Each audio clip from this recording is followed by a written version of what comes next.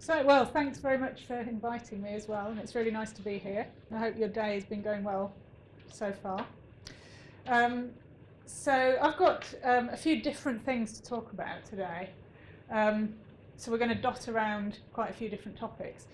And this is because Daniel had asked me to talk about neurodevelopment, but I know he also told me that some of you are interested in clinical epilepsy work, which we do quite a lot of at Aston.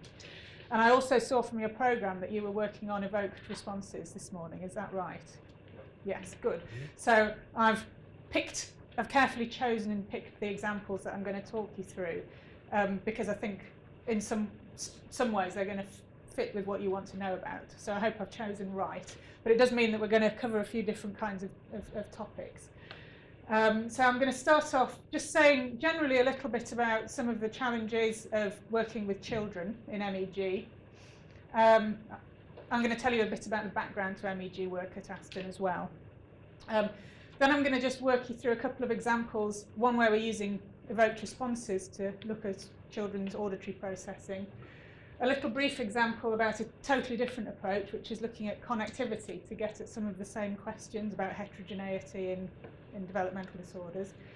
Then we might have a quick stop for questions at that point, I guess, because then we're going to change tack altogether, and I'm going to show you two examples of what we're doing clinically with MEG. So this is assisting in the diagnosis of patients with epilepsy, which is probably the most widely used application of MEG in the clinical and the hospital sector. But if I'm not making sense at any time, or you want to stop me and ask me, just do so. You know, I think we can say this is a relatively informal setting. Yeah. So just to give you a bit of information about our centre. So although we've been doing MEG for a long time, the centre we work in is quite a new centre at Aston, newly built. It's about 3 years old.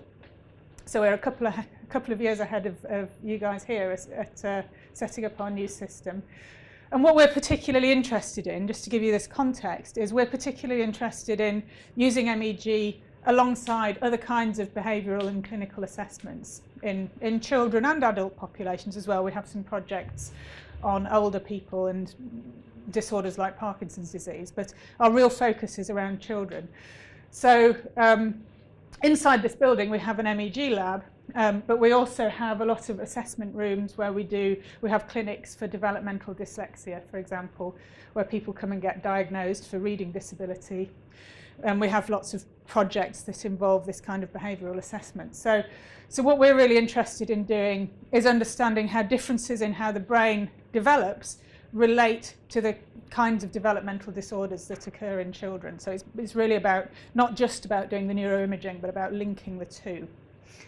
And we've been doing MEG for quite a long time. So years ago we had a one-channel MEG system that came from Russia. And in those days it was very much, you had to sort of rig up your own lab, and we made our gantries out of wood, and we had to tune the channel every time we used it, etc. And over the years we've grown, and we ended up with a 19-channel system. And then about 10 or 15, well actually 15 years ago, we got a whole head MEG system. So we've had a CTF MEG system. In fact, we've had two of those. And then most recently, when we got our new building, we upgraded and got an Electa MEG system, which is this one here. So we're definitely MEG converts. You know, we think that MEG is a fantastic technique. We know more about MEG than we do about other neuroimaging techniques. So don't ask me any questions about PET or anything like that. And we're very interested in applied MEG. I guess this is what we're interested in doing, is this translation between what we can measure with MEG and how it relates to clinical work. So that's my background, and that's the perspective that I'm coming from in telling you about this work. And I thought, given that, so I understand that most of you have experience with EEG, but you're pretty much new to MEG generally, and so you're enthusiastic about MEG, but not that experienced. And to be fair, it's a long time since I've done any EEG recordings, apart from the odd channel here and there. But we really, I think it's really worth making the point about some of the benefits that MEG brings you, because in many ways, the signals that you get from EEG and MEG are very similar. But what I think is brilliant about MEG from the perspective of a physiologist, that's my background, is some of the technical aspects. So obviously source modelling is much, much easier, simpler in MEG than it is in EEG. And one of the brilliant things about source modelling is the improvements in signal-to-noise ratio that you get. So a lot of people, so you might say, well, you know, so I'm interested in hearing, but I know that my auditory responses come from particular parts of auditory cortex. We know that. Why do I need to source model? Well, I want to source model because I get these beautiful clean time series that come out. Your source model acts like a spatial filter for your data. So the power that you have in your data from a statistical perspective in MEG when you've done source modelling is brilliant. And there are some other benefits as well, actually. So I'm interested in, so you've got one auditory cortex on each side of the head. And with EEG, you have to be quite clever to, although I'm sure many of you are experts in doing this, but you have to be quite clever to dissociate left from right lateralized responses. Things like that come very, very easily with MEG. Okay, so these are just example pictures of the kind of data that you can get with no problem at all. That's a nice auditory evoked response, in fact. That's what we call the auditory N1P2. Nice little time frequency spectrogram, not as nice as the ones you can get from Field Trip, because it's one that I just coded myself. And a beautiful beamformer localization of that response, exactly where we expect it to be, just behind Heschel's gyrus. That's the sort of thing that you can do very routinely. Also, of course, if you're interested in the higher frequency oscillations that are happening in the brain, you've got really good sensitivity to that with MEG, and you know, constantly improving signal analysis methods allow you to get a better handle on this. And particularly in clinical work, there's a growing interest in these very high frequency gamma oscillations. So we're talking not in your typical gamma range, which is sort of 40 to 70 hertz, but much, much higher than that, up in the hundreds of hertz. And you need really sensitive equipment to get that. And MEG seems to be offering lots of possibilities. And I would also argue that once you get the hang of doing your MEG, it's got much quicker setup time, because so if you're working with children or patients like we are, we can get somebody from the door into the MEG system in about 5 minutes, which gives you a lot more time to record data from them. So that's my sales pitch for MEG. I think it's a really great technique, and we love using it.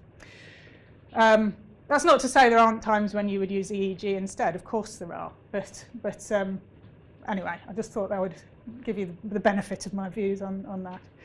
Now, when you're recording children, though, there are some challenges. And this is something that is actually, on the face of it, a lot easier with EEG. So we're interested in school-age children because we're interested in those developmental disorders which are diagnosed when you get into the education system.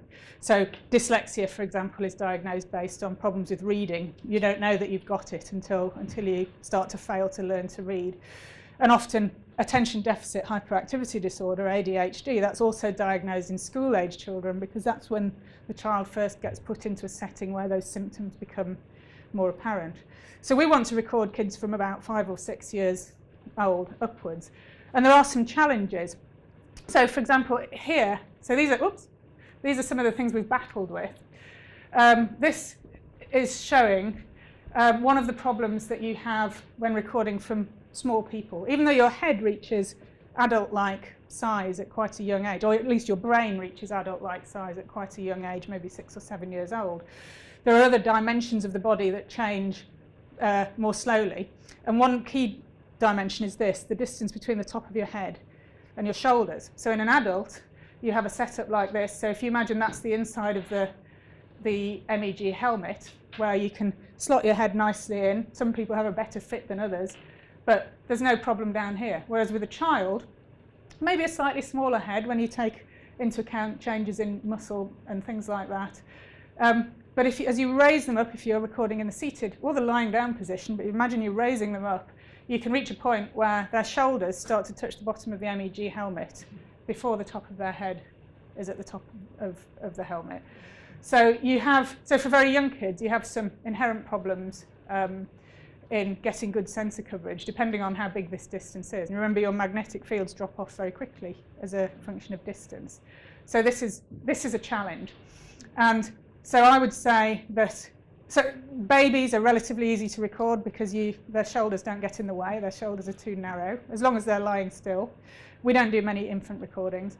6-year-olds, okay, we can get them in. Anybody younger or smaller, patient groups are often smaller as well.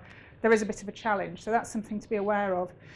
And these are just some examples of field patterns actually from a CTF MEG system, not an Electa one. So are you working with CTF data or Electa data at the moment?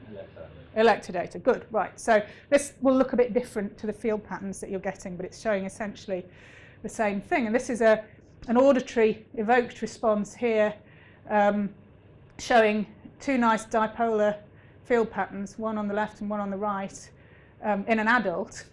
And here is some of the things you can end up with if you're recording from someone with a small head, which has arisen because there's so much more room to move around in the system, and there's a very strong tendency for people to lean their heads slightly forward in the MEG system, and if you've got a small head, then that sensor coverage doesn't go quite as nicely around where the front of your because you remember your temporal lobes come out here to near the back of your eyes, so you can lose parts of the field pattern.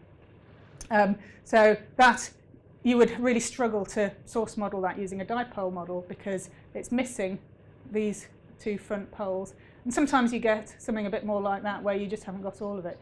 So there can be challenges with recording from small heads, right? So these are the problems of working with children. Actually, we find that in the Electa system, just because of the ergonomics of the chair, I think, among other things, we get slightly better field patterns from kids. But these are the things to look out for, right? So with EEG, you've always got your electrodes presumably in about the same place, but with kids, you have to be, with MEG, with kids, you have to be a little bit more careful about your sensor coverage. I didn't mention that graph, but it's basically showing this relationship, the shoulder to crown ratio, as a function of age. So your MEG helmet is probably around 220 or 221 millimeters, so you know that you've got to be nearly 6 on average before you don't have that problem there. Okay, head movement correction is a wonderful invention, and in fact, that's available, I think, for most MEG systems now in one form or another. Okay, so that's just about the practicalities of recording data in children. But I'm going to move on to some real data now to show you a couple of the things that we've been doing. Can you all see with me standing here, by the way? I'm trying to not get in your way, but still be able to see my slides. So shout if I block your view.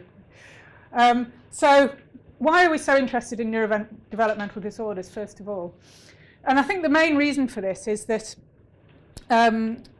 most of the neurodevelopmental disorders that are diagnosed in educational years or in a school setting, they're diagnosed on the basis of paper and pencil tests. You know, you do IQ tests and things like that. But in actual fact, most of the causal theories about these disorders are physiological in their basis. So they have brain-based or genetic explanations for why these disorders arise. And at the moment, there's quite a big mismatch. In the bulk of the research is behavioural educational research done in the classroom setting. But actually, if we really want to understand what characterises these disorders, we have to look at brain data because we know that that's where the problem arises for. So I'll mention later on some work where we're interested in discriminating between different genotypes.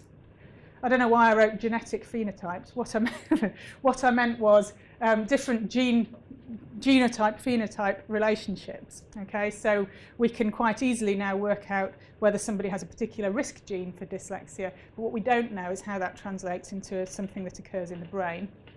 And the long-term objective of this kind of work is to try and get better differential diagnosis in future.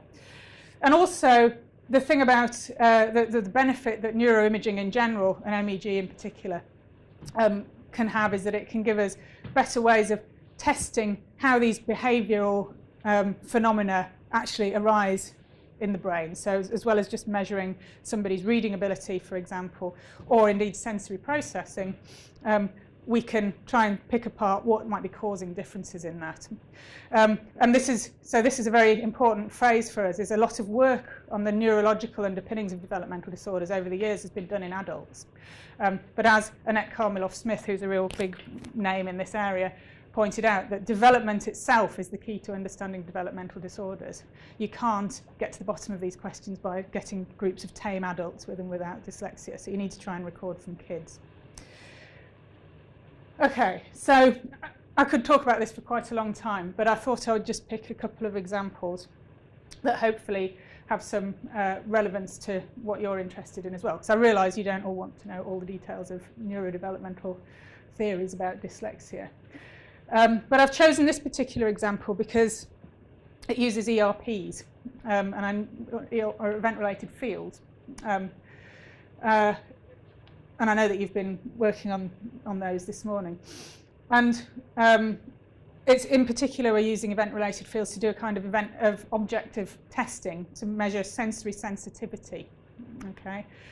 And the point here is that we're actually, instead of trying to examine task effects, which is often done in neuroimaging studies, we're trying to exclude task effects from our measurement of sensory processing. Okay, so that's what this is about. It's just one example. So just to give you a bit of background, there's a lot of interest in the field of dyslexia research about sensory processing. Okay, so there have been theories for the past 30 years or more now that suggest that dyslexia, although it manifests as a problem with reading ability, that it results from problems in sensory processing. So there's some visual processing theories about dyslexia which show relatively consistent evidence that people with dyslexia perform differently on tasks of visual processing. And I'm interested in auditory processing, and there's lots of evidence that people with dyslexia are less sensitive to particular kinds of auditory stimulus than people without dyslexia. Oops. So these are just some of the examples, but there's loads, you know, there's probably 15 or 20 different stimuli that people have used. And it's quite a controversial field because there are also lots of failures to replicate in this area. And another thing that we notice is that if you take a behavioural psychophysical task and measure a group of people or children with dyslexia and a group of controls, that there's great variability, diversity or heterogeneity in the dyslexic sample, whereas the controls tend to be much less variable. So there's clearly something different about these populations of people with dyslexia. But we don't know what it is or why it's arising. Is it because of some sort of experimental effects, or is it because they really do differ in their sensory processing? So what I'm being a bit nerdy, I think a lot about the kinds of methods that we use to do these measurements. Here's just an example of the kind of psychophysical data that you get. So this is actually from one of my papers from yonks ago, but looking at thresholds on an auditory task for controls and then a group of dyslexics. And if there was no difference, you'd expect them to be the same here. Worse or poorer sensitivity is higher up on this axis. And what you find is a lot of variability in the dyslexic population and some who are true outliers. So the question is this because of task effects, or is it because they really differ in their sensory processing, or maybe just a subset of them differ in their sensory processing? And then what you can do if you're still using behavioural methods is you can try and remove those effects by statistically accounting for things like working memory and attention. And in this particular case, this is a picture where we've done a partial correlation and accounted for the effects of digit span, which is a working memory measure. And in this case, a correlation still exists, so there's still some relationship between sensory processing and this non-word reading score here, which tells you how dyslexic somebody is in English. That works very well in English, not so good in other languages. But this is just a very post hoc way of trying to account for these cognitive effects. So what we can do with MEG is to try and get at these auditory thresholds. Can we measure this sensitivity without using any kind of task that could be also influencing the measures that we get? Okay. And this is just another piece of evidence. Obviously, maybe I've convinced you already that we want to do this with MEG, but this is some other data from somebody who did a very detailed study of how children respond in these kind of behavioural tasks. And you can always measure a threshold, but you can find that there are several different ways of performing. This is how you're supposed to perform. So as a number of trial counts, your stimulus level comes down and then stabilises. But actually, really, in reality, working with kids, you find that you get things more like this, where people have very unstable performance on these tasks. And it just all points to the fact that measuring these things behaviourally in children is difficult, and you don't know whether any differences you get are because of differences in their sensory processing or because they're just not doing the task properly. So we decided to try and develop an MEG-based measure to get at this kind of sensory measurement without using a behavioural task at all. So this is where the ERPs come in. And we used an example of a task called gap detection, which is where typically, psychophysically, you would present people with two sounds. So imagine that's a burst of noise, like that, and then another one, and I can't impersonate this, but in the second one, or in one of them, there'll be a very short silent gap. So it sounds like a little break in the noise. And your sensitivity to this is generally thought to be an index of the temporal processing in your auditory system. Okay, and that's of great interest to the people studying these developmental disorders. And it's a good one to look at because there's been previously very mixed results. It's about 50-50 evidence whether people with dyslexia are poorer at doing this task or not. And we thought we'd try and tackle it with event-related fields instead. So I'm going to show you about the task development and about how we do this task. I don't have the final dyslexia data yet. So what we did was we found that we were able to come up with an MEG-based task, which was just as quick as the behavioural task that we were using, but hopefully didn't have any task component to it. So what we did was, oops, sorry, keep pressing the wrong button. What we did was we had a long continuous noise like this, which went on for about 6 minutes, and we interspersed it with our gaps of different durations. So we're talking about gaps. So my threshold is about 2 milliseconds for doing this task. But for a normal person, it would range between about 1 and 6 milliseconds, something like that. So we used lots of different gap durations. We jittered the timing of these because one of the problems when you're doing auditory evoked responses that if you really want an interstimulus interval of about a second, but actually if you use a second and you don't jitter it, you tend to get terrible problems with your occipital alpha rhythms locking to your evoked response, and that causes you trouble. So we always jitter the interstimulus interval to avoid that sort of problem. We also had a game-like task that they did psychophysically as well. And we wanted to, but these are people who we know are going to do quite well. These are people who did the psychophysical task well. We want to see if we can predict from our MEG data using this method the thresholds that we get from the behavioural task. And this is the response. So again, this is a slide from using CTF data. So the same field pattern as I was showing you before, looks a bit different to the Elector one, shows a similar thing. The nose is here, left on this side, right on this side. And what we get for each one of these gaps is a response that looks like this. It looks a bit like a standard, what everybody calls an N1P2 response. So you get a big component here, which we can localize to just behind your auditory cortex, and then often there's a P2. It varies quite a lot with development, this, so it's a response that will change through childhood. The latency alters, and the presence or absence of this second component will alter as well. And interestingly to us anyway, we found that this response is locked to the not to the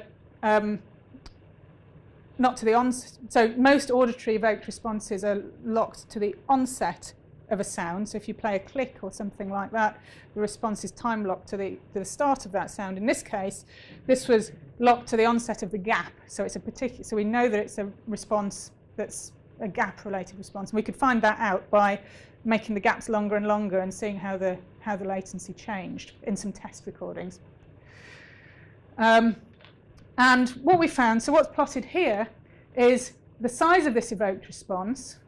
This is just in a single channel for gaps of different durations. And what we find is that the longer the gap, the bigger the response. So the blue one here is the response to a 30 millisecond gap, which is pretty obvious. Nearly everybody could hear that gap, quite obviously. Then 18, 12, 9, and then the very small ones, 6 and 3. There's just a hint of a response there at 6 milliseconds. And we can plot these amplitudes of responses across the group of people, and you find that this pattern holds, that the longer the gap, the bigger the amplitude of this response. The latency doesn't change in this case according to the length of the gap. And we can source model it. Here we use very, very simple single dipole models, which is not something that I would typically choose because it's not it's not the best source modelling technique if you don't know where your sources are coming from, if you think there are going to be more than one source, if you want to do really super duper noise reduction, all those things, you wouldn't necessarily choose single dipole models. But in this case, we wanted something that we could very quickly automate. We knew where the activity was supposed to be coming from, and we actually were not interested in anything else. All we want to do is to use this as a good spatial filter for the data.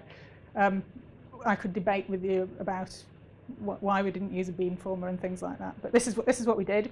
We didn't have MRIs on all of these kids, but you can see that it localizes to just about the right place. And then we get beautiful time series. So the thing to point out here, so what I was saying about noise reduction, is that if we go back here, look at the size of the error bars on all of these. So this is just the standard error of the average around the peak of the evoked response. So that was in signal sensor space. As soon as you get into source space, these error bars become much smaller, and you start to be able to do, they still overlap in this example, but you start to be able to do some statistical analysis based on that. So that's why source modelling is good. And much cleaner, look at the baseline as well. Very, very few sort of baseline fluctuations. And what we found was that, so this is where it gets quite interesting if you're a psychophysicist. So what we found was that if we plotted from the source modelled data only, this doesn't really work if you use the sensor data because it's too noisy, is if you plot the amplitude of this evoked response across the gap duration, you typically get this nice sigmoidal shape. So that's amplitude on there. And this is really exciting because most sensory data, if you use a psychophysical model that's based on signal detection theory, will give you a nice sigmoidal curve like that. It's actually the shape that we expect sensory data to have. So we can then use a method that's used in psychophysics, which is to fit this data with a curve of known shape, a standard curve. And from this, we can then somewhat not exactly, say this, not arbitrarily. You have to make an informed decision about what you're going to call threshold on this if you want to relate it to psychophysics. So psychophysically, threshold, so your sensory detection threshold, is typically defined based on something to do with your response pattern in the task. So when you get 50% of them correct, for example. Here, you don't have that information. So we did a lot of testing to work out which was the best place to do this. And we found that actually looking at this curve at this point where it emerges from above the baseline noise, basically. So when this response first starts to come above the noise in the background activity, the pre-stimulus activity, was the best place to look. So for everybody, we could do our dipole fit automatically, fit a curve to the resulting data, and extract that point. Okay, so the level of this line would change according to what their background noise was like. And then we could see how well that predicted the psychophysical threshold. So this is the MEG thresholds. We call them, I should probably put it in inverted commas because, like I say, it's a slightly arbitrary description of what threshold is. And that's the psychophysically measured thresholds on that axis. And hard to see on here, but we get a very good correspondence between them. There's an outlier up here who messes up the picture. So that's what the data look like without the outlier. And this is probably, what was exciting to us about this is it's probably the best demonstration, certainly that we're aware of being able to predict a behaviourally defined sensory threshold using just MEG data with no task. So that's really exciting for us because what it means is that in principle, rather than getting these kids to sit and do the psychophysical task badly in some cases, we should be able to put them in the MEG system, have them watch a silent video or do whatever, and play a stimulus to them for about 5 or 6 minutes and get a really good estimate of threshold. So I suppose the one question is, there was this one person who didn't seem to fit with the, I mean, it's always interesting when you get someone who doesn't seem to fit. If you go back to this slide here, it's this individual up here who has a really high psychophysical threshold, but also came out really high on here. And so this picture is just to confirm that, in fact, this person had very little normal response to the gaps in this stimulus. So there's actually something, so this is somebody who we would normally have said, they just can't do the task. we'll chuck them out. But in actual fact, they really can't do they can't detect the stimulus either properly. So that was really quite striking to find some, and we haven't come across anybody else like that before or since who just has no response. Interesting to know why.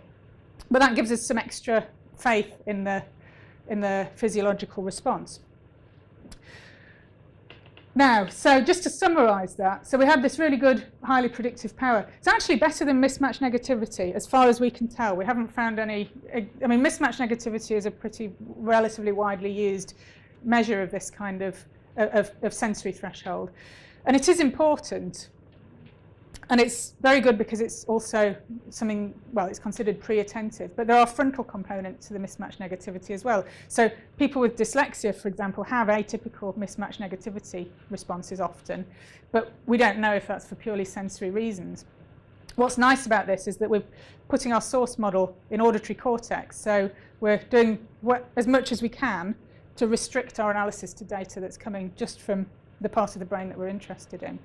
So obviously we're currently collecting a much larger database of data on children with dyslexia as well, which becomes challenging because there are factors like some of these kids in the database have other developmental delays. It's very difficult to tease that apart. Their evoked responses might be different to those for age-matched controls. So it's quite a slow process, but we have great high hopes that we'll be able to dissociate or to find out more about the kids who do poorly on the psychophysical task, and to see if they're like that outlier that we had who really doesn't detect the stimulus, or whether the MEG actually confirms that they can detect the stimulus, in which case you have to think that it's something to do with the way they do the task.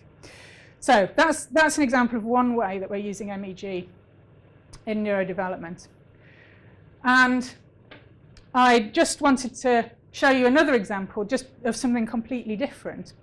But kind of linked to the previous example, in that it's also a case of something where we're trying to get to avoid the effects of what task you use with children. The problem with children, working with children, is if you want to use a task, first of all, they've got to be compliant. They've got to want to do it on the day, and that can be really difficult. And in fact, working with clinical patients is a lot easier because they understand that on the day they need to do it. Whereas the kids who volunteer from our dyslexia clinic, you know, they're there for their £10 Amazon voucher, and they get their voucher whatever happens. And, you know, mum and dad aren't there to look over their shoulder. So sometimes they'll do it and sometimes they don't.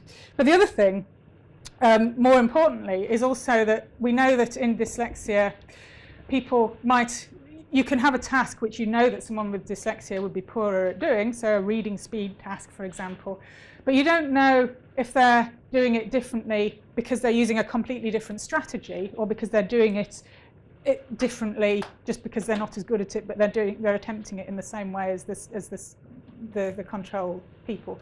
So this is always a conundrum for us experimentally. So this is why we've got a bit of an interest in task-free situations.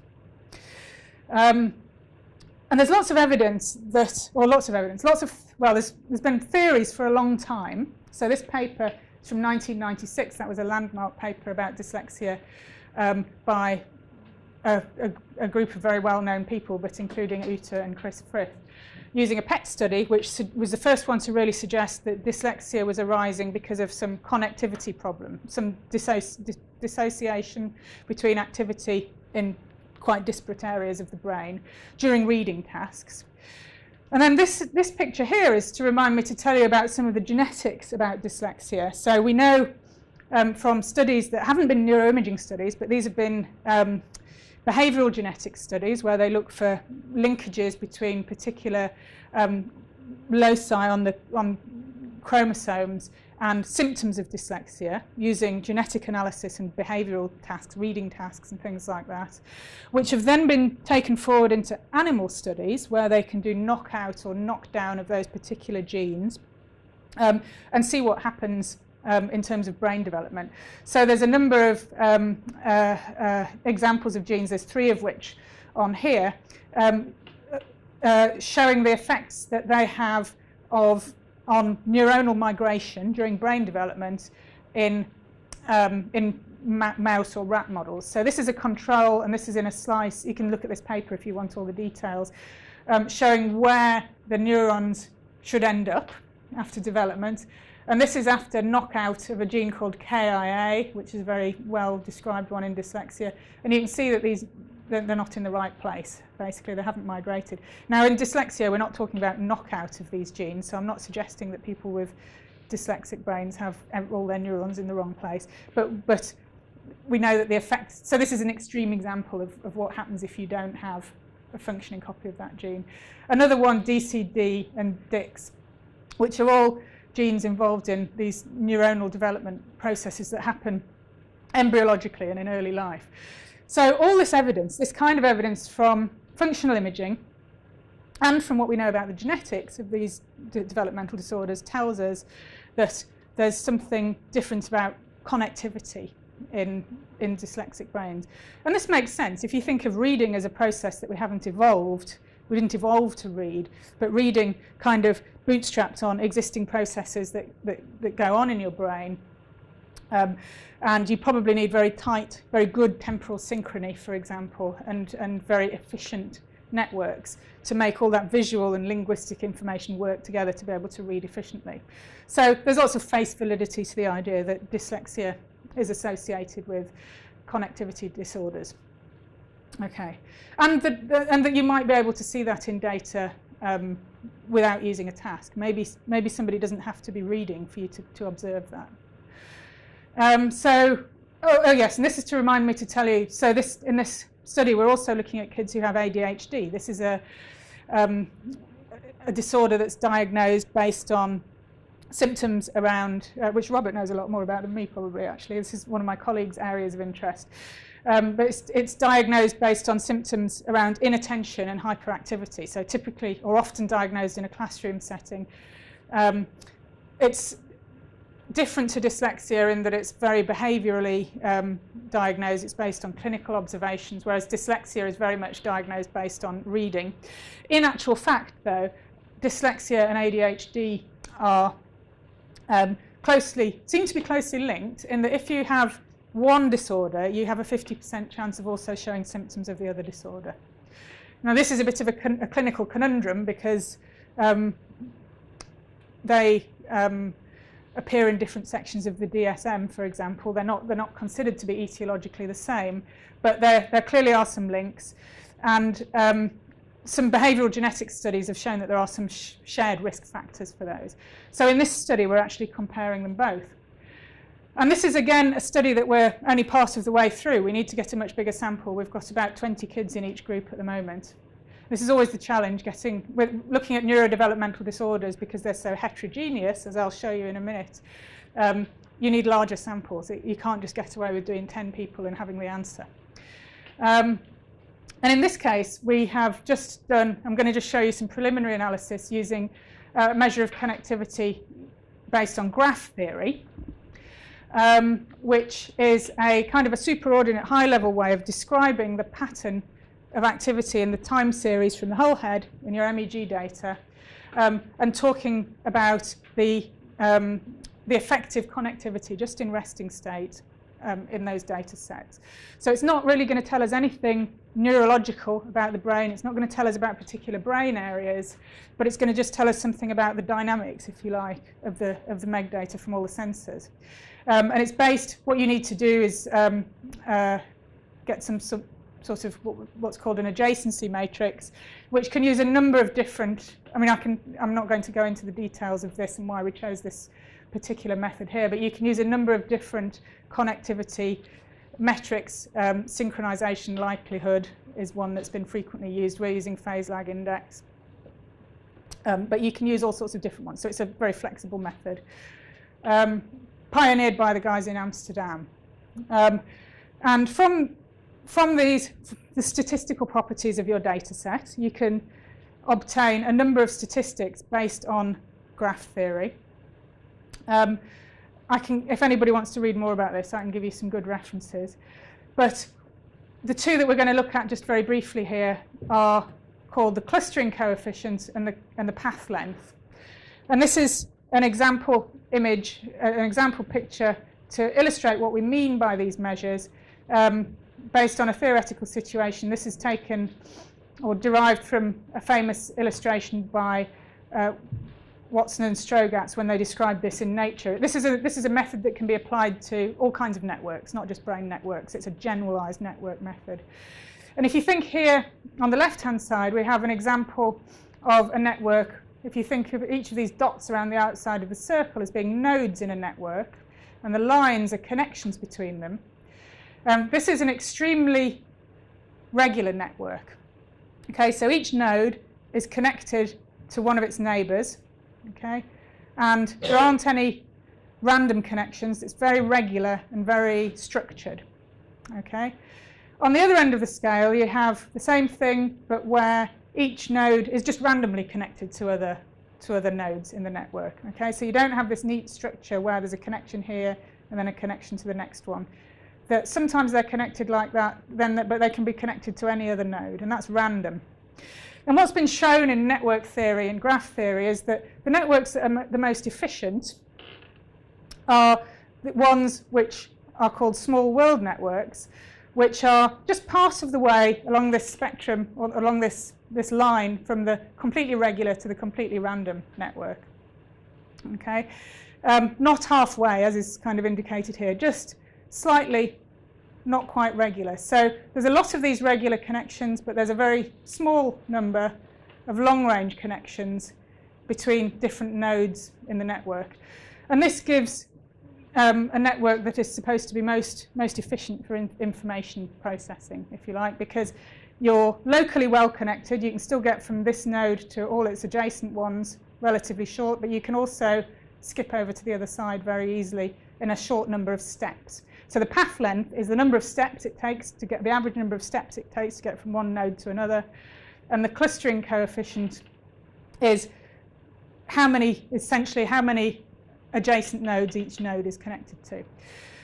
So this, you can compute these properties about any matrix of connections between sensors in your MEG database. Okay, so you compute your adjacency matrix based on all the sensors or all the magnetometers, for example, in your database, and you get values which, for controls, are pretty reliable. I was really surprised when we started doing this at how in a normal data set these don't vary much. Okay, so this is clustering coefficient on this side and path length on this side, and we have groups with dyslexics, controls, and children with ADHD. And what's quite striking about this is that in terms of the clustering coefficient, the dyslexic children and the controls are pretty much the same, but the children with ADHD have, well, first of all, a higher mean, but also really big error bars there, and that's significant in the number of subjects that we've got. The opposite is true if you look at the path length coefficient. Okay, so here, well, it's a bit more variable, but here it's the dyslexics where you have really increased variability and a slightly higher average. And the children with ADHD are no different from the controls. So this is interesting for a number of reasons. Well, first of all, it suggests that there are differences in the dynamics of the brain activity that you get from these two groups, the dyslexics and the controls. Just without having done any task, you're not asking them to do anything. They're sitting watching a video usually while they're in the MEG system. Although we've done this with eyes open, eyes closed, fixation spot, etc. And what's interesting is that there's evidence in both cases of atypical network dynamics, but that the networks are less efficient in different ways in each case. Were you going to ask something? Yeah. You just must hear if you have a functional interpretation of this. Yeah, right, okay. So, well, can I show you the next slide, first of all? So one of the things, so yeah, it depends what you mean by functional. So in terms of brain areas, we can guess what might be different. In that dyslexia, we know that dyslexia is, well, we know that reading needs to involve tight coupling between some areas back towards your occipital lobe involved in visual processes, and then some parietal and temporal functions as well. So we would expect that any network differences would be here and quite hemispherically lateralized in reading. With ADHD, it's considered to be more to do with frontal inhibition. So we might expect a different topography, I guess. So we haven't got that data here. Although we can go back and start looking at this in detail.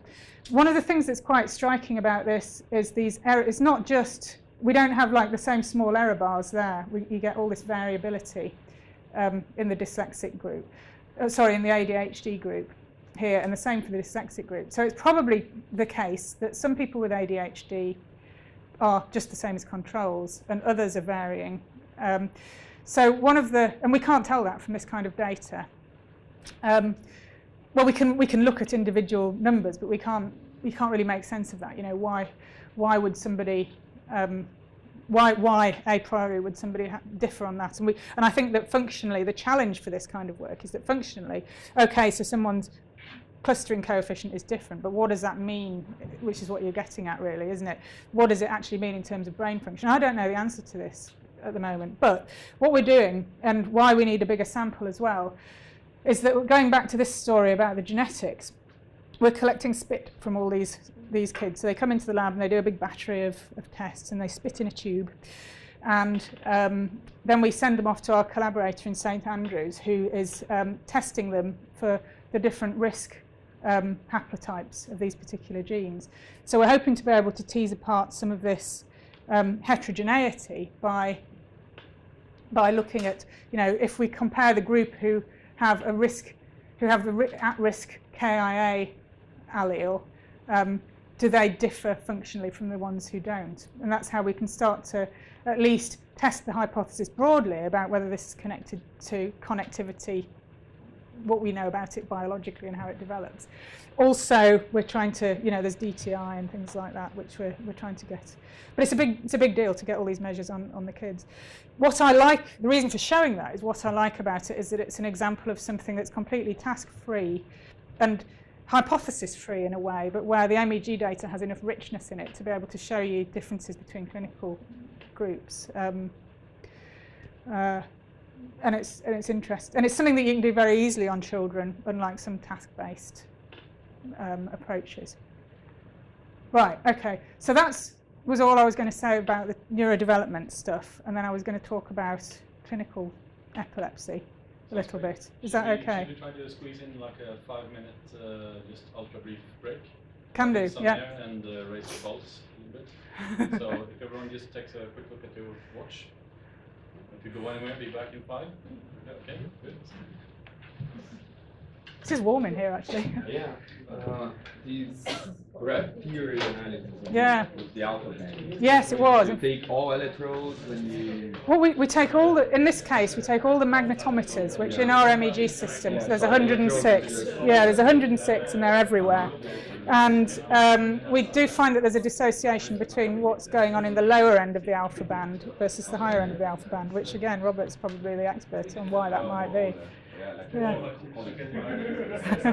If you look to other frequencies, you find different results. I don't think we do, actually. I'm trying. So this is a work in progress with some collaborators, and it's that low alpha band which seems to be really critical. But that does have some face validity, because your guys would say that the alpha band is relevant to ADHD. Yeah, and we know from what we know about dyslexia. I mean, there's a sort of an attentional component to dyslexia as well, although it seems to be functionally a bit distinct from ADHD. So I think it makes, I mean, it's got some face, we're not worried about the fact that it's just in the alpha band.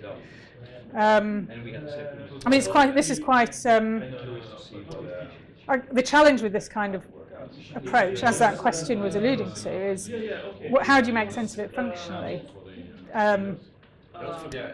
And I think, so that's, in a way, that's a strength and a limitation of this kind of approach, which is that it's kind of hypothesis-free and task-free, and if all you want to do is to discriminate between maybe genetic subtypes of a disorder group, then it's interesting for that because it's sort of objective in the sense that you're not setting the people up to succeed or fail in a particular kind of task. But the other side of the coin is that what does it actually mean? And I struggle with this because, you know, as a physiologist, I think of the brain in terms of networks and but in terms of real networks of neurons which connect this bit to that bit and etc. So I can't tell you what it means at the moment, really. Yeah. It's on the channel level. It's on the channel level, yeah. Are you planning to do similar analysis on the top level? Yeah, we would like to. And I know, so you know Arian, who works with K-STEM, he's got a beamformer-based method of doing this. And in theory, we could implement something like that. We'd have to do it, you know. In the future, it would be relatively visual, like we have all the functionalities. We have not combined within this. Okay. So we could relatively easily do a partial-based face level index, and then do. So that would be really interesting. So we have all the functions. Well, I should talk to you more about that. And if it's more sparse-related, then we have connectivity analysis, and we have the network. Oh wow! I might have guessed actually. Yeah. But then, well, maybe they've got everything, these guys. Yeah, well, we should definitely talk more about that, because I do think, I mean, there's lots of reasons why it would be better, not least for sort of cleaning up the signals, you know. And I think, and the challenge at the moment, so is that this is a very, so we can reorient the in the SSS process, we can reorient the data so that we've got everybody having the same channel configuration, but that doesn't account for differences in head size and things like that. So source level approach would then allow us to get at some of the start investigating which nodes in the network are actually relevant. Exactly. Just have many more nodes in the well, that's right. It's superly overly sampled at the moment. That's right. And I think, yeah, so I've done a little bit of work in just, you know, we can get this matrix, and then we can start to look, and we do. Well, I don't know whether there's anything consistent in it at sensor level, but you can start to see differences in the PLI, you know, according to the different brain regions. But actually, I haven't really pursued it because it seems a bit fruitless at sensor level. But yeah. How many subjects do you have? I think we have about 20 in each group at the moment, but we're going to be collecting loads more because what we need, so for the, I don't know about the genetics in the ADHD sample, but for the dyslexia sample we need to have a good, although it's not a genetic study and we don't need the statistics to do the genetics, but you need enough to have sufficient numbers in each group to be able to make meaningful comparisons. So we're going to keep on collecting them. In theory it's a 5-year project, we've done 1 year of it, so we're going to keep collecting the data. So if you'd like to collaborate on that, I think, yeah, it's a really good resource of data.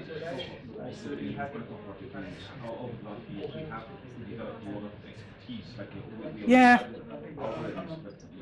The algorithms by themselves are still difficult to plug in because of the expertise as well. Yes, yeah. In doing connectivity on the source level. Right, yeah. More confident that it's anyone.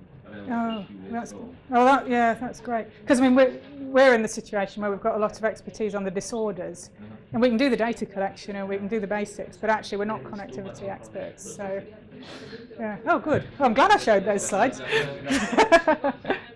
Yes. Can you say again what was the MEG data that we based the network on? So I think in this slide it's eyes open. Actually, I said they were watching a film, and then I corrected myself. So I think they were fixating. So it's eyes open, fixating, doing nothing else. And it was some kind of coherence analysis point. Oh, phase. Yeah, it's a measure called phase lag index. Phase lag. Yeah, index. Okay. I can send you a paper if you're interested. Absolutely. Well, I mean, they're not our papers, but it's. If you give me your email address, that's. I can set you in touch. Okay, great. Yeah. And you're welcome to continue. Okay. Is it? Run and oh, so anybody who's not here is late. I'm sorry. Even though, okay, maybe they've just given it up as a bad job and they're not coming back. Problem, but let's get started. And you don't have to be too obsessed by the time. Okay, because I can do this quite quickly, or I can, yeah. Extra, so okay. That'll be just fine. We in Aston we do quite a lot of clinical work, which is about when somebody who has intractable epilepsy that cannot be cured by pharmacological interventions, they become surgical candidates, which means that they will go, for those of you who don't know about this kind of thing, they go into surgery, and after doing some preliminary evaluations, the surgeon will be looking to remove the part of the brain completely which is causing their epilepsy. So this is obviously very invasive surgery. They don't want to get the wrong bit of the brain. They want to make sure, A, that they've removed the bit where the epilepsy really is starting, and secondly, that they don't remove anything crucial, like the bit of your brain that does movement or speech comprehension at the same time. So, and we've been doing this kind of work for quite a long time, and this is really the work of, I mean, I'm involved in it, but I'm really presenting this on behalf of my colleagues, and Professor Seri is our clinical lead, and he's a consultant child psychiatrist and clinical neurophysiologist, but he's an academic as well. So he's the guy. I've put his email address in case you have any difficult questions. So I'm going to show you. I'm just going to take you through some case examples, just showing you what we do basically and how the methods that we use to do this. Because certainly in terms of, you know, most of what we do with MEG is research oriented, and like the last examples that I showed you, they're all about unpicking the answers to complicated questions that we may or may not be able to solve. This is about getting some information that will directly help in somebody's clinical treatment. So it's quite satisfying as well. So I'm going to take you through the example of our source localization for epilepsy for one patient. This is actually, we do mostly children, but this particular example is an adult, and you'll see why we've picked this example. It's because of the way that the surgery was done in a minute. So this person was having about 30 seizures a month, not responding to drugs. There was nothing. Usually one of the early things that they will do if somebody's a surgical candidate is do an MRI and see if they've got, you know, a tumour or an obvious lesion. And they couldn't find anything for this guy. The EEG information, so EEG is used clinically in hospitals all over the world, and sometimes it will give you a very clear indication of where the source of the problem is coming from. But in this case, it wasn't particularly clear, although we knew it was frontocentral. So we got him he was referred to us, and he was recorded in the MEG for, we record them for quite a long time, because what we're trying to pick up is those spontaneous discharges of epileptiform activity that are happening in between seizures. So we're not recording while somebody's having an epileptic seizure, we're recording just normally, but what we find is, or what we're basing our analysis on, is the fact that that part of the brain that's causing the epilepsy will be giving off atypical or abnormal discharges just every so often at any time. So we record them in little bursts of 10 minutes until we think we've got enough of these discharges, and then we analyse the data. So here's an example of some of the data that we got from this patient. So these are a selection of channels from this right frontocentral area on our MEG system. And these are just gradiometer channels. And this is the data at rest, kind of, you'll recognise that as being normal data. And then every so often his brain does this, where you see this sudden burst of atypical activity. Actually it goes out of the range of what we're plotting here. And then you can see some quite clear spikes, which do continue a little bit in some channels. So I mean, the EEG had already told us that this happens in this person's brain. What we wanted to do was to localise exactly where that's coming from. So there's various different approaches to doing this. One thing you can do is you can go all the way through the data, and you can manually mark where these things are happening, and then you can fit them with dipoles. And that's an approach that's used very widely, particularly in the United States. It's known to work, but it's very labour intensive, and sometimes can be troublesome if you've got sources occurring at the same time, maybe in very quick succession in different parts of the brain, depending on what's going on. Remember, this kind of work is very different to an experimental setup where you think you know where the responses are going to come from. You know, here you get the patient and you just don't know. The purpose of the exercise is to find out exactly where this activity is coming from. So we use a method called, well, a kurtoisis beamformer. So You're going to be doing beamforming this week sometime? Yes, I thought that was likely. So it's just basically a modification of a very standard beamformer. There's nothing fancy about this. What we do, first of all, is we take the patient's data for the whole, each one of those 10-minute sessions, and we do a single state standard beamformer across a broad frequency band, 10 to 70 hertz, and we generate weights for the whole brain divided up into 5mm voxels, which is a pretty standard beamformer approach. And then what our software does is to reconstruct iteratively the time series for each of these voxels. Okay, and most of the time series look like these here, so they just look like normal data. But every so often you come across a voxel which has the spikes in it. Okay, so this is source level data. And then you want to have an automatic method of detecting these spikes. And that's actually computationally quite difficult to do. And the method that we're using is simple, it's not foolproof. But what we do is we take this, we kind of throw away the temporal information, if you like. We take all the sample points from these voxels and we plot a distribution. Well, we don't actually plot it, but we know what the distribution is. And most of them are like that, so that's a nice normal distribution. That's going from -1 to +1 there. And we compute the kurtoisis statistic, okay? And if you have, so most voxels are like that, and that's got no or not significant kurtosis in it. It's a nice normal distribution. But in this voxel, where there's a spike, suddenly this axis, because it's got these extreme values, gets a bit longer. So that's going from -6 to 8, I think, on there. And we've got some sample points which are occurring at the very extremes of this distribution, and that's a voxel which has high kurtosis. So if you then make a volumetric image that's plotting just the kurtosis value for these time series, you get something like this. And this is the image that we get for that patient, which is showing that, so it's obviously been thresholded. There will have been other voxels that were below significance that you would normally see here. But this is showing the peak of the kurtosis, the area in the brain, the source model, where the kurtosis is highest. And it localizes to quite a narrow area. So what our clinician would then do, and I don't think this is on the, no, it's not on the next slide. What they would then do is go back, they would look at the time series very carefully for this voxel, and they would make sure that we are actually localizing a voxel with spikes and not some other, because there are other artifacts that could cause that statistic to be there. But so you need the clinician to look at the data. And then what we did, and the reason for showing this one is it's really exciting, because in this case, they actually decided to go to surgery. They were so convinced by that they actually decided to go to surgery without doing any further tests. Usually what would happen is that they would then say, well, we're interested in this part of the brain, so we're going to put a subdural grid and record and make sure that this really is where the seizures are onsetting. But for various reasons, they were very convinced. So here's the MEG data again.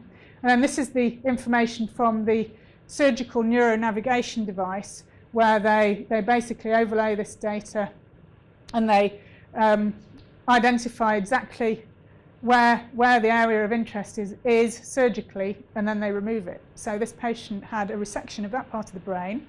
This often happens to our patients, but not often without the stage where they do the grids as well. This is the objective of the work that we do. And then this is the person's data from the same channel group after the surgery. So this patient since then has not had a seizure in the 6 months or so since their surgery. And their MEG data shows fewer abnormalities. I mean, I think that if you were to look very carefully and perhaps with a very trained eye at their data, you may be able to see some differences. But they're not having seizures, and they're no longer in the epilepsy clinical group. So that's an example of what we're aiming to do with our epilepsy work.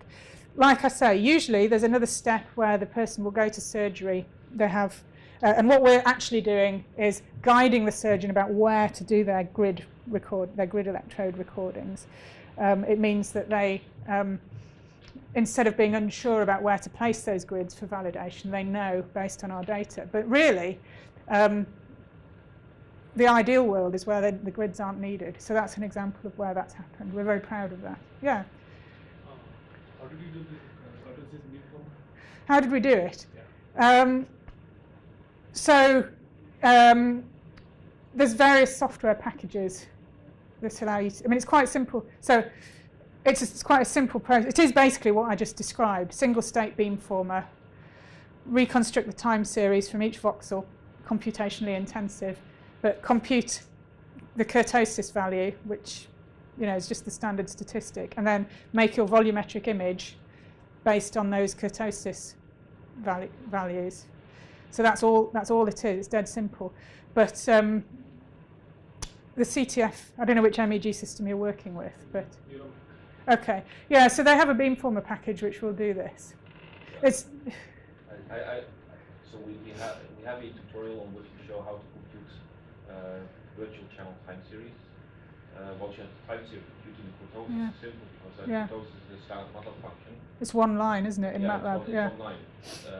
So I can point you to the tutorial in which it's explained. So that's the tutorial for which you actually zoom in on a specific region and only then compute the time series. But you can imagine just looping over the whole brain, computing the time series everywhere. The kurtosis everywhere. That's exactly right. You just compile this image by just looping over. Yeah. All you need for your volumetric image is a matrix of kurtosis values. Yeah. How often in your center such calculations are based on this?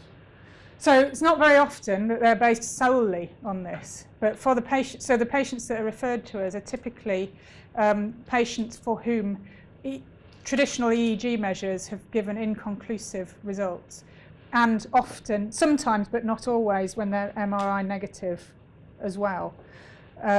So there are situations where EEG hasn't been able to resolve exactly the source. So in that case, they come to us, we do this, and then very rarely the surgeon, if they're suitably convinced, they will operate based on this alone. But usually what they do is they use this information to guide where to put the subdural grid electrodes prior to surgery. I mean, using this kurtosis beamformer, because AC MEG guidelines says only you have to use AC dipole fitting for clinical decision, and any other method used for a clinical decision can't be clinically valid. Yeah. So right. So we. So in the international term, how we are justifying ourselves to use this as opposed to something else. Yeah. So we use this because we've validated it ourselves over many years. We used to, years ago, the clinical team, I wasn't involved in those days, but they would fit dipoles. So we started using this maybe, 10 years ago, something like that. And at the time, we convinced ourselves that it was giving the right localizations. It has some benefits over dipole.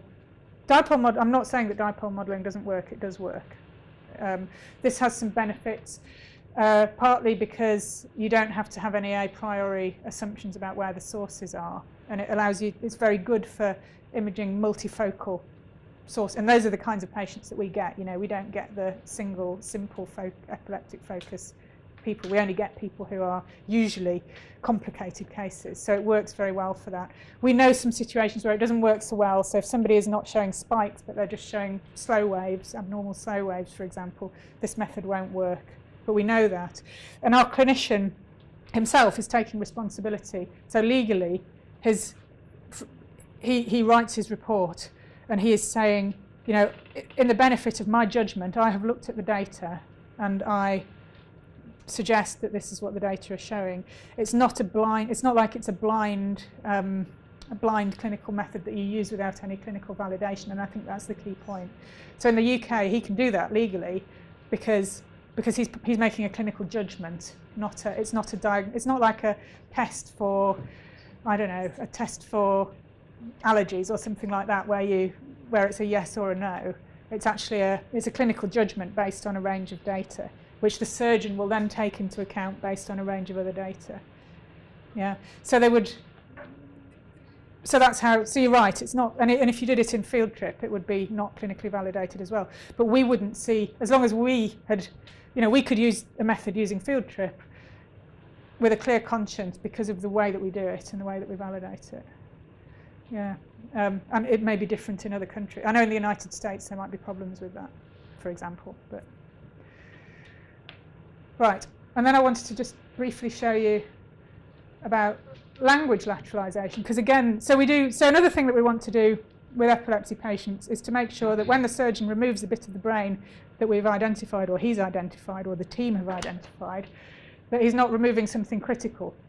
And sometimes people have seizure onset zones which are occurring quite close to areas of cortex involved in language or motor control, and then the decision about whether to do surgery becomes a lot more critical, and probably you wouldn't do surgery if you thought you were going to destroy one of those functions. So sometimes we're also asked to map those functions because, you know, in you or I, we know where our motor cortex is and our language cortex, etc. But if you have an abnormality in your brain, like you've had, like for example, if you have a lesion, a tumour, something like that, or if you've been having epilepsy ever since you were born, then you know, the chances are that these areas of cortex may have moved. You know, language quite frequently will go to the other side of the head, and things will get pushed out of the way or moved when there's a lesion. So the objective here is to try and identify where those bits of cortex are located in the patient in question. And what's very exciting for us is when we get these MEG-based localizations backed up by subdural grid recordings, or by, in the cases that I'm going to show you, that it's stimulation, cortical stimulation. So we've used a very simple, I mean, I could talk to you for a long time about the benefits, the pros and cons of this kind of task, but in these examples, we use a very simple verb generation task. So the person sees a fixation cross, which they look at, they get presented with a word or a picture, and then they have to generate a verb in this case. So if the picture or the word was cup, the verb you might generate is drink. Okay, I imagine. Yeah, that's probably the main one that people would think of. And then they pause for a little bit, and then they give a verbal response. And what we do is we use a beamformer to compare the bit where they're doing the verbal response. No, the bit where they're doing the covert generation, sorry, before they give their verbal response, but while they're thinking of the verb they're going to use. And we compare that with the passive phase before they've been presented with the stimulus. And it gives us data that look a bit like this. This is a bit difficult to see, I realise. But this is data from an example from a child who was 10 years old, who was having very frequent seizures and was a surgical candidate. And what you find is that you get quite large areas of activity. So we're using a beamformer in the beta band, and because beta activity can be quite widespread in the brain, it's not really focal like gamma, that you get quite big areas of activity. But I can point you out to some areas that are quite close to what we expect. And then, so that enables us to say to the surgeon that we think that that's where their language production is centred, so in a relatively appropriate place.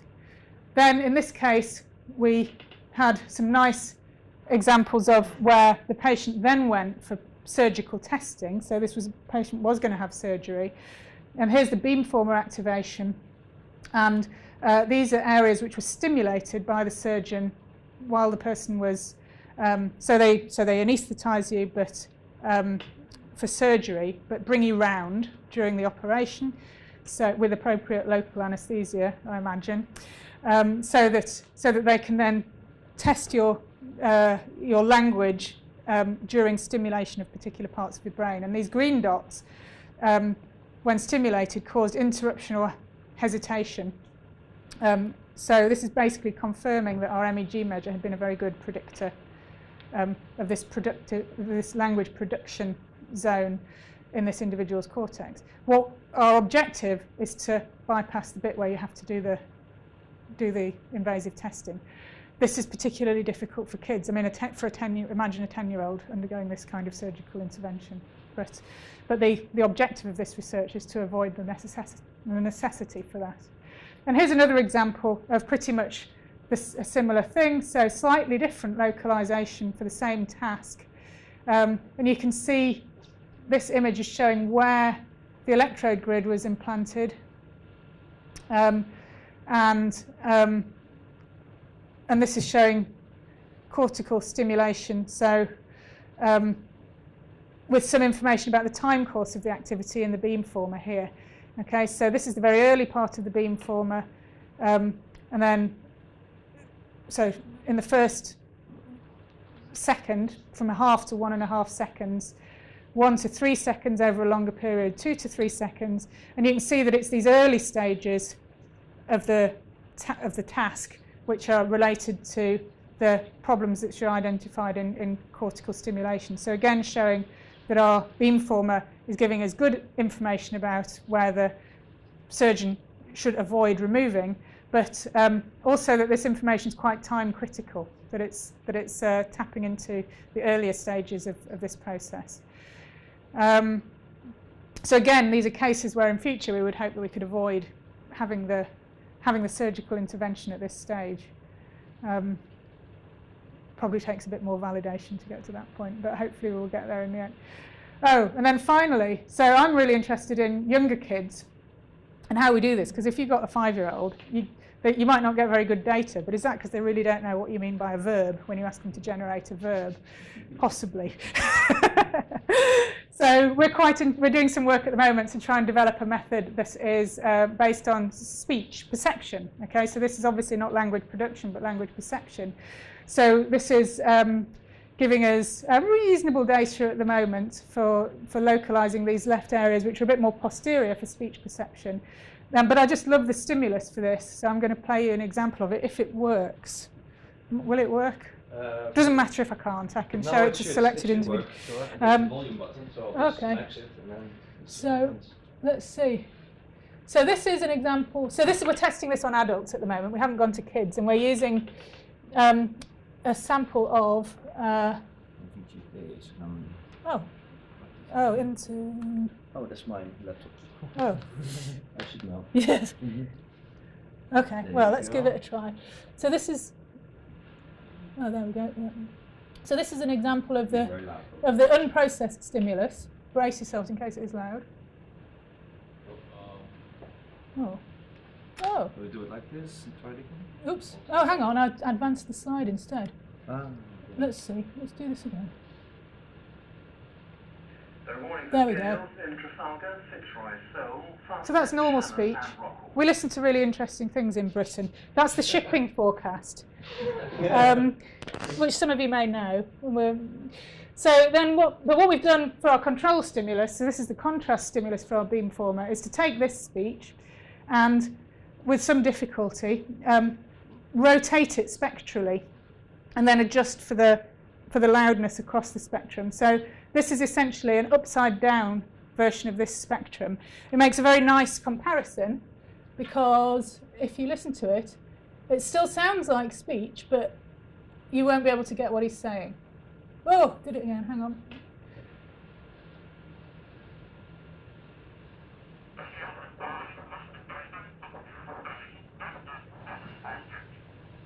So it's got some of the same temporal, particularly important in the auditory system is the temporal characteristics of speech. So it's got the same temporal characteristics, but all the phonetic information has been destroyed. So by contrasting, and this has been used in fMRI experiments before, but with less elegant weather forecasts used in the stimulus generation. But the idea with this is that if we can really refine what the beamformer parameters are needed to get a good receptive language localization by contrasting this condition with this condition, then of course you can apply that to any children's story or anything that you can get your kids to listen to. And in principle we should be able to do this kind of language localization and certainly lateralization by just passive listening, which will mean that we can do this on kids who are considerably younger, always with this aim of avoiding the step where they have to have the surgical testing of language. Yes. You prove this sign. When people hear this, like not speech, like the tempo of the speech. Yeah. This I can see the activation, or it's a contrast. This is a contrast between. So this is a very low thresholded. So at the moment we're looking at. So there's two issues: can you lateralize the language activity, and can you localize it? So this is a contrast between those two conditions. And it's in the beta band, so you're not going to get the very focal activity that you might expect in the gamma band, a bit more spread out. No, so this is a peak. These are peak areas. Okay. Sorry, yeah, should have been clearer. So the time frequency spectrogram will be very interesting, but what we're interested in particularly here is just areas which are more active in this condition than this condition, which we have operationalized as being a change in spectral power in the beta band.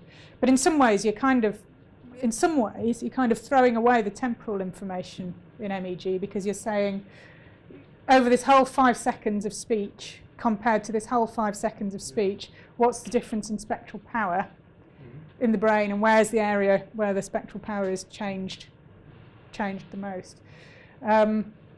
But obviously we can work in different frequency bands. Beamformers operate in frequency space, and the beta band seems to work nicely for this kind of task. It's the beta band that we used for the previous task.